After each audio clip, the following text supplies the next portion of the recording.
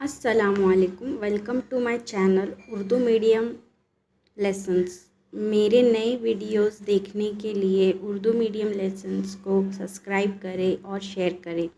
بچوں، میرا نام عائشہ شیخ ہے۔ بچوں، آج ہم اردو کی دوسری جماعت کی کتاب سے بے وقوف بڑھیا پڑھیں گے، تو بچوں غور سے یہ کہانی سننا۔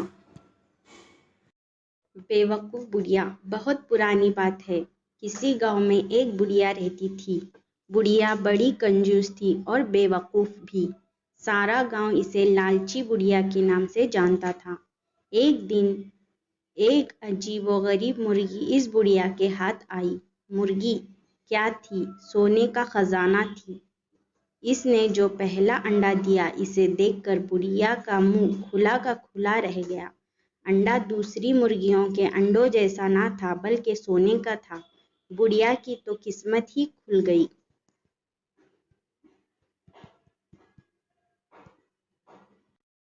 بڑھیا نے انڈا سونار کو دکھایا۔ سونار بھی اسے دیکھ کر ہکا بکا رہ گیا۔ پھر ڈھیر سارے روپے دے کر اس نے انڈا خرید لیا۔ اس کے بعد یہ روز کا معمول ہو گیا۔ مرغی انڈا دیتی اور بڑھیا اسے بیچ کر ڈھیروں روپے لے آتی۔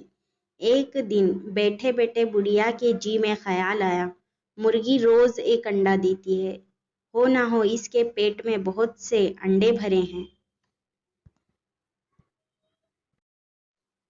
بڑھیا یہ سوچ کر جھنجھلائی کہ کمبخت مرغی سارے انڈے ایک ہی دن میں کیوں نہیں دے دیتی؟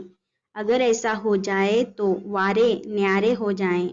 اس نے سوچا، کیوں نہ مرغی کے پیٹ سے سارے انڈے ایک ساتھ نکال لوں؟ کون روز روز انتظار کرے؟ بس پھر کیا تھا، بڑھیا نے مرغی کو پکڑا اور اس کا پیٹ چاک کر ڈالا، مگر یہ کیا، وہاں تو انڈوں کا نام و نشان بھی نہ تھا۔ بڑھیا نے اپنا سر پیٹ لیا۔ اب تک اس کو ہر دن سونے کا ایک انڈا مل جاتا تھا، اب وہ بھی جاتا رہا۔ بڑھیا اپنی بے وقوفی پر بہت روئی اور پچھتائی۔ اس طرح اس نے مرغی بھی کھوئی اور سونے کے انڈے بھی۔